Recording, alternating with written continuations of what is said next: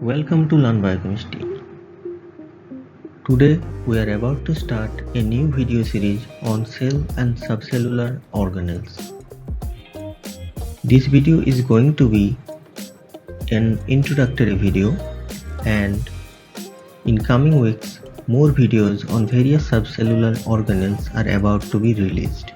So please stay tuned for future updates. Having said that, let's waste no time and jump into today's video.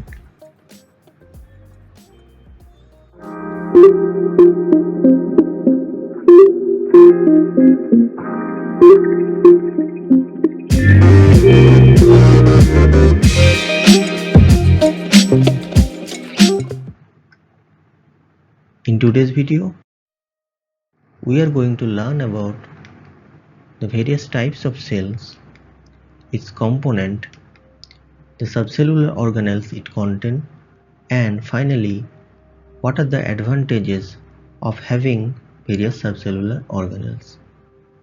Now let's discuss what are the types of cells present in a biosphere. There are two types of cells, prokaryotic cells and eukaryotic cells. The distinction between these two types of cell is on the basis of presence of a definitive nucleus and membrane-bound organelles.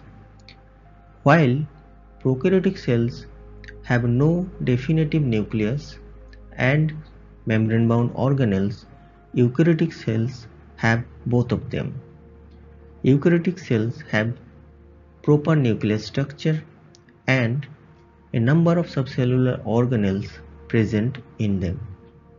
Examples of prokaryotic cells include bacteria, rickettsia and blue-green algae, whereas animal cells, plant cell and yeast are examples of eukaryotic cells. One thing worth mentioning here is that this distinction is now outdated. The modern way further classifies prokaryotic cells into bacteria and archaea. Bacteria and archaea. So, modern classification of cells are into three categories: bacteria, archaea and eukaryotic cell. Now let's discuss what are the components of an eukaryotic cell. An eukaryotic cell is divided into plasma membrane, which defines a cell's boundary and separates a cell from a surrounding cell. Inside plasma membrane there is a gel-like substance known as cytoplasm, and inside cytoplasm there are various subcellular organelles that remain suspended. And what are the various subcellular organelles? The subcellular organelles list include these organelles. In this video series of lectures, we are going to upload videos on nucleus, lysosome, peroxisome, endoplasmic reticulum, Golgi body in upcoming lectures. However, mitochondria is going to be discussed with biological oxidation chapter and ribosomes in protein translation chapter, because these topics are related. One important question is, eukaryotic cells have organelles but prokaryotes do not have them. So a question might arise, by owning various subcellular organelles, what are the benefits that eukaryotic cells get? So what are the advantages of having subcellular organelles? The answer can be put in one word. The organelles gives the benefits of compartmentalization to an eukaryotic cell. What is meant by compartmentalization? Compartmentalization means a cell inside of it has several compartments which can perform independent function, and the advantages of having organelles are basically the advantages of compartmentalization. So we are going to discuss what are the advantages of compartmentalization. The first advantage is enhanced efficiency of reactions. We know through reactions, various reactants comes close to each other and collide with each other to form product. So the primary requirement for a reaction is that the reactant must be very close to each other so that they can react.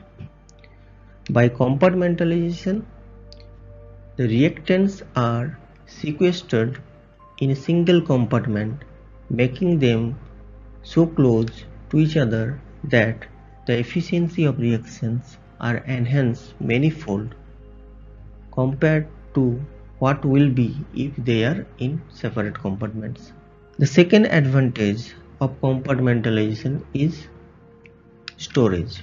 Various subcellular organelles can serve as storehouse for certain metabolites that are released under appropriate stimuli.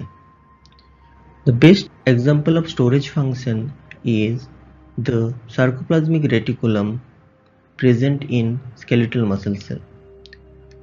Sarcoplasmic reticulum is modified smooth endoplasmic reticulum and it stores calcium inside it. During muscle contraction, when action potential reaches motor end plate, calcium is released from sarcoplasmic reticulum and helps in muscle contraction. During muscle relaxation, opposite phenomenon occurs. So calcium from cytosols enters inside sarcoplasmic reticulum in this way, helping in relaxation.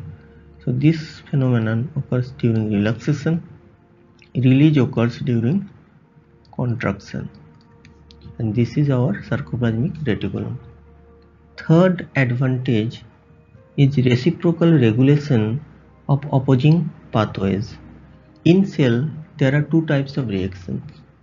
One is synthetic and another is degradative in nature. These two sets of reactions are mutually opposite and exclusive in nature, and they should not be permitted to happen concurrently, because if they occur at the same time, they will basically cancel each other and will lead to wastage of resources and valuable energy without achieving any useful metabolic work. This phenomenon is known as futile cycle, and cell always try to avoid development of futile cycle by means of reciprocal regulation of these two sets of opposing pathways. So reciprocal regulation is the way by which cell avoid development of futile cycle, and the way cells achieve reciprocal regulation is by two means. One is known as temporal dissociation and second is spatial dissociation. Let me explain these two terms to you. So temporal dissociation means separation in time and spatial means separation in space. Temporal dissociation segregates these two opposite pathways into different times so that they never occur at the same time. And spatial separation segregates these two pathways into different subcellular compartments, thus preventing development of futile cycle. So in this way, compartmentalization by achieving spatial dissociation helps to achieve reciprocal regulation, which helps cells to avoid development of futile cycle. The final advantage of compartmentalization is that because of compartmentalization, a subcellular organelles can maintain a completely different pH compared to the rest of the cell. The best example of this phenomena is lysosome. We know lysosome is the bag of hydrolytic enzymes which carry out intercellular digestion. The enzymes of lysosomes work at a very acidic pH of 4.5 to 5.5 inside lysosome, whereas just outside lysosome the cytosol has a pH of 7 to 8. The alkaline pH of cytosol serves as a protective mechanism to prevent autodigestion of cells. Lysosomal enzymes are normally not released into the cytosol because the lysosomal membrane is the thickest of all the membranes present in a cell. So, normally the hydrolytic enzymes of lysosomes are never released, but even if they are released, the cytosolic pH, which is alkaline in nature, will inactivate the lysosomal enzymes which are active at acidic pH.